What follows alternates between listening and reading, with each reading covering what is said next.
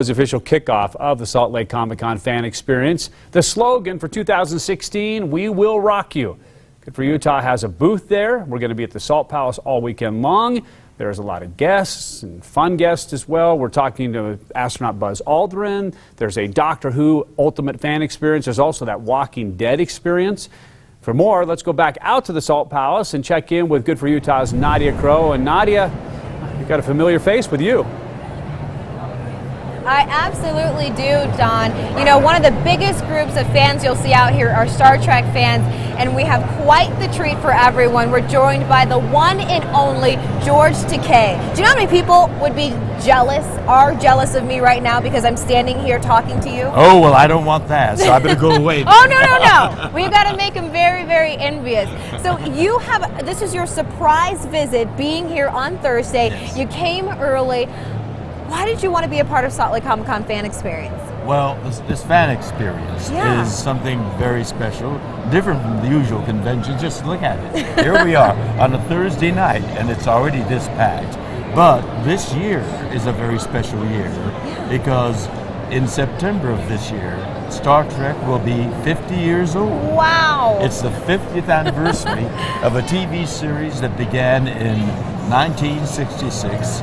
And then we became a series of major feature motion pictures. Wow. And the 13th one is coming at you this summer. It is. We've given birth to 4 spin-off series. Next Generation, Deep Space Nine, Voyager, and then the final one was Enterprise. Wow. And we've been a whole library of books. We've been a library of games. And we're action figures. But my mother used to call them George's little dolls. George's little dolls with the big legacy. But you say your legacy is really on Broadway, is that right? That's right. We just closed on Broadway last month in a musical titled Allegiance. And it's a very personal story that we tell there as a musical. During World War II, you know, Japan, well, not during, but in 1941, Japan bombed Pearl Harbor. Right.